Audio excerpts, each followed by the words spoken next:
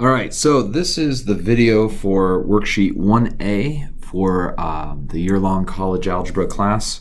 What we're going to be doing today is I'm just going to be going over some problems from the worksheet, and hopefully this can get you to a point where you feel comfortable doing these on your own. This worksheet is mostly going over PEMDAS, or the order of operations, or in other words, the order in which you do stuff to an equation or to an expression.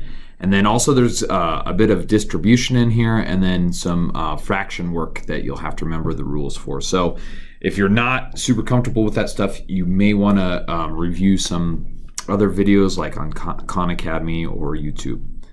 All right, so on this worksheet, this is in the packet. This is the very first page in the packet. So you'll do this and then you'll turn it into me next time you see me. Actually, I'll be collecting all of the worksheets from the first unit, so unit 1. I'll be collecting those on the day of the exam, and our exam is going to be week 3, so anywhere from September 1st to September 4th. So you can turn it in anytime within there.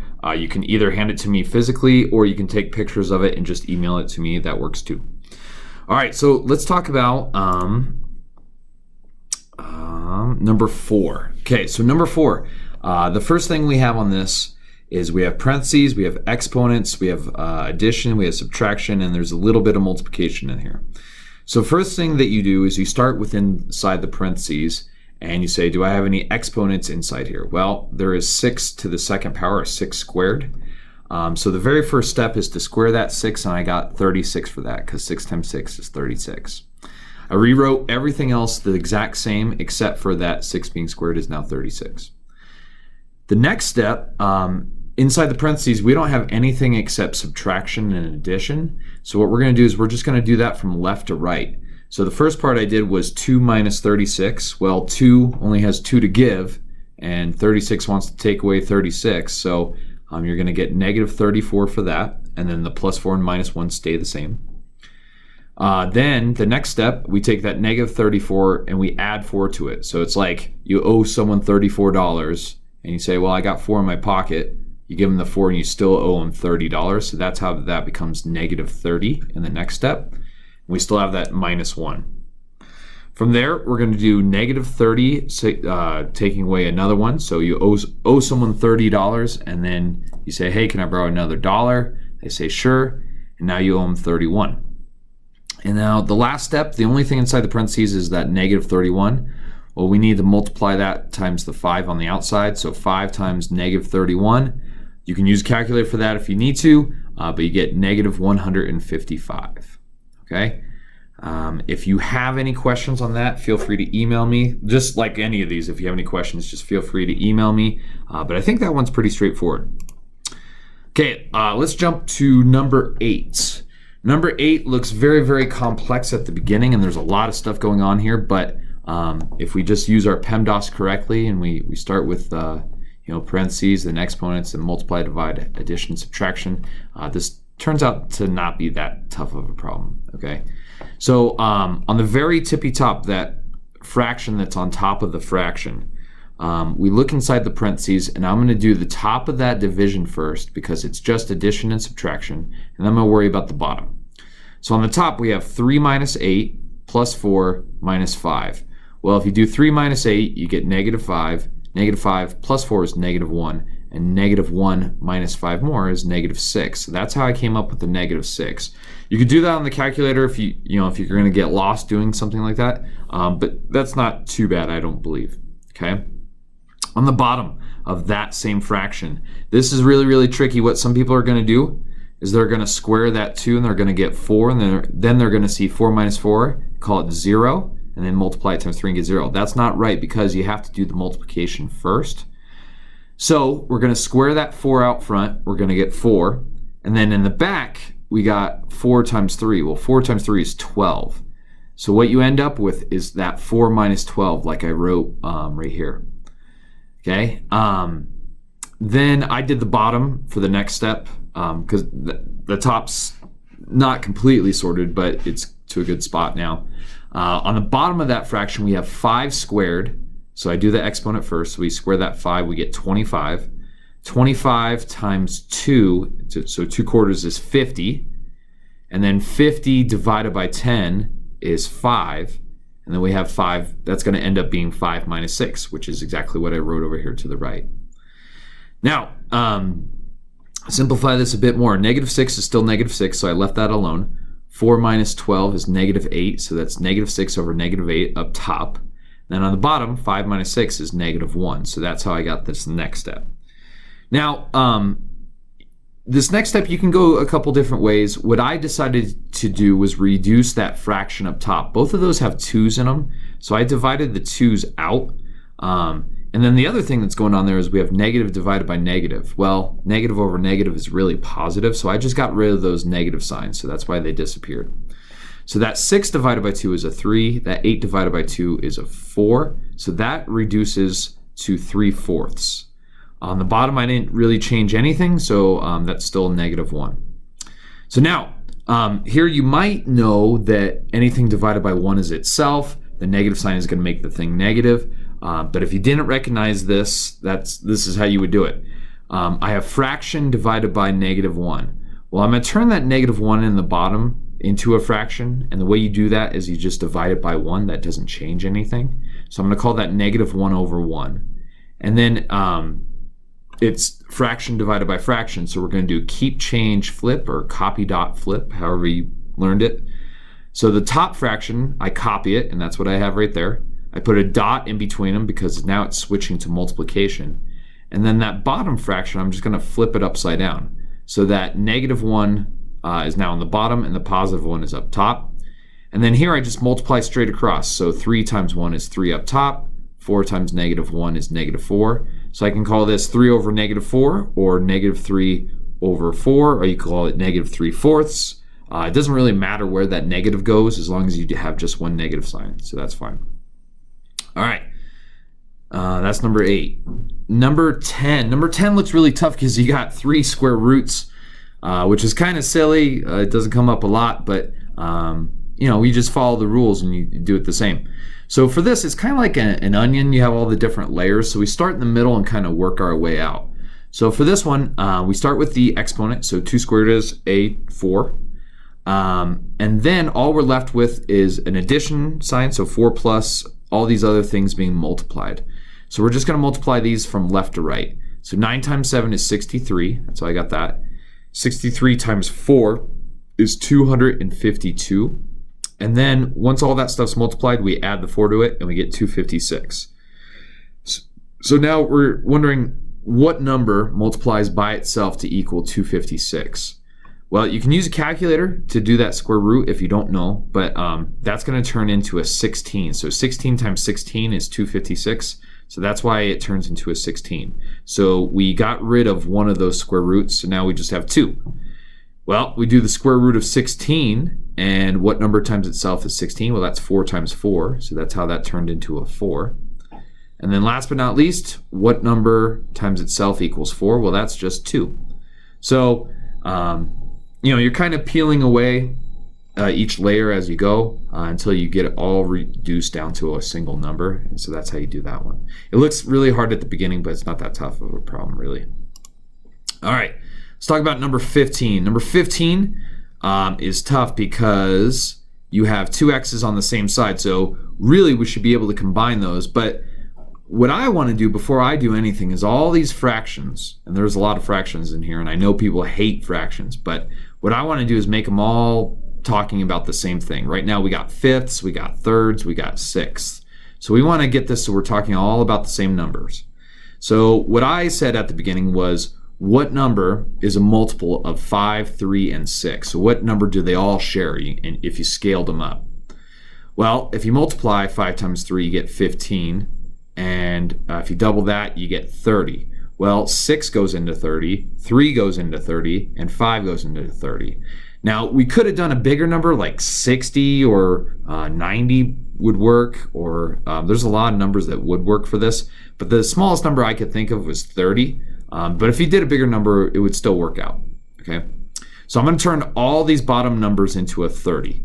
Well, the way we do that is the 2/5 x at the beginning. Well, how do you turn a 5 into a 30? Well, you multiply it times 6. So I'm going to multiply the top and bottom by a 6.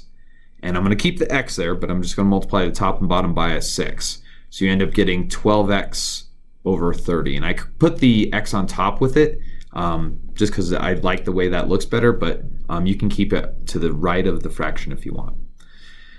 Same story with the 2/3 x. Well, how do you turn a third into a 30? You multiply it by 10. So I multiply the top by 10, you got 20. Multiply the bottom by 10, you get 30. So I got 20x over 30. And then same trick for the 5. The top and bottom, this looks like a 1/6, but I'm multiplying the top and bottom by 6. So the top becomes, I'm multiplying the top and bottom by 5. So 5 times 1 is 5, and then 5 times 6 is 30. So now, when I get to this step, all the bottoms are 30s, so I don't really need to think about the bottoms that much anymore. And you'll see what I mean on the next step. So we're going to combine the two fractions on the right because they both have x's on them, and you're allowed to do that. So 12x's minus 20x's is negative 8x's. And so that's how I got this negative 8x on top. The other side is just 5 over 30, and that doesn't change at all. And now to get rid of these dividing by 30s, we're dividing both sides by 30s right now, so we want to undo that. So I'm going to multiply the left side by 30, multiply the right side by 30. That cancels out the dividing by 30s. So we're left with negative 8x equals 5. Well, now to get rid of that negative 8 in front of the x, it's multiplying. So to get rid of it, we divide by negative 8, divide by negative 8, and you end up with x equals negative 5 over 8. That is the most reduced version of that. There's nothing we can divide a 5 and an 8 by because they don't have anything in common. So that is the final answer.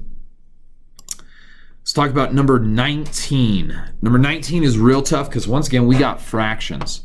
So there's a couple of ways to approach this. We could turn 9x on the right side into a fraction and make all the bottoms the same like we did on the last problem, and that would totally work. But the way I chose to go about this problem is the two things on the left side, one of them has an x and the other one does not. So what I'm going to do is I'm going to subtract that half of x over to the other side. So that cancels out on the left side, so we're left with just that negative 2/7. And then 9 minus a half, well, 9, if you have $9 and you take away half a dollar, so you take away 50 cents, you're left with $8.50, or 8.5. So I have 8.5x. Well, from here, I have to get rid of this 8.5, and it's not super helpful to have it in that form. What I want to do is turn it into an improper fraction. So I leave the negative 2/7 on the left alone, and on the right side, I'm going to multiply that 2 times the 8 out front. You get 16. You add 16 to that 1 that's already up top, and you get 17. So 8 and a half turns into 17 halves.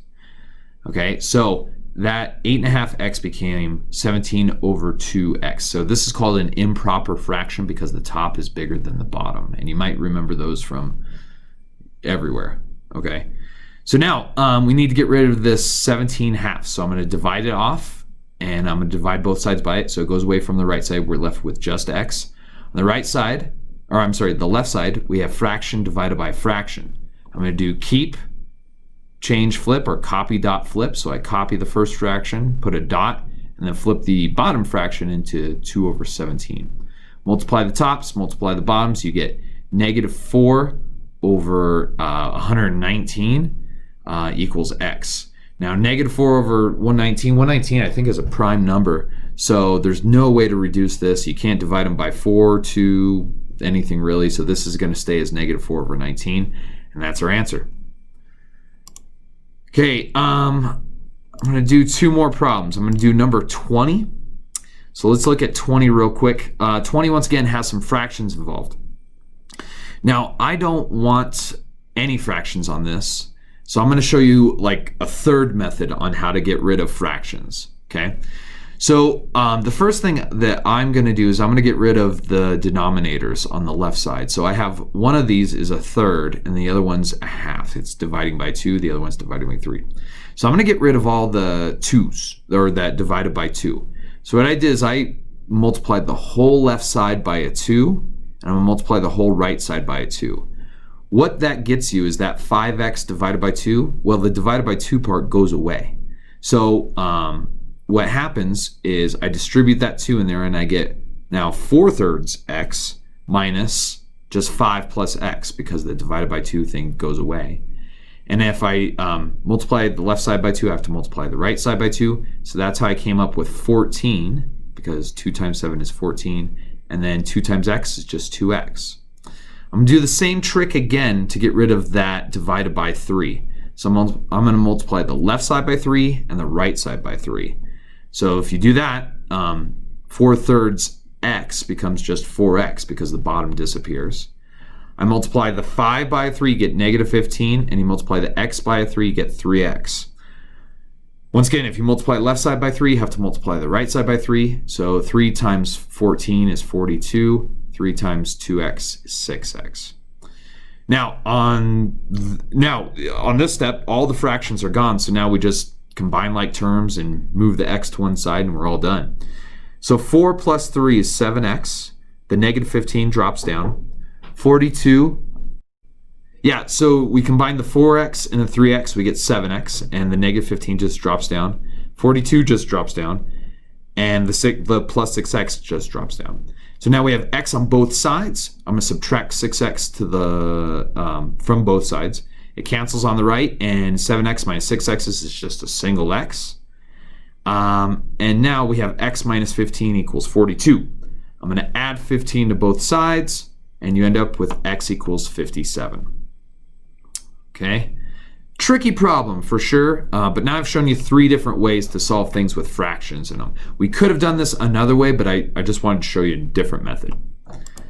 All right, so now let's do the last one I'm going to show you.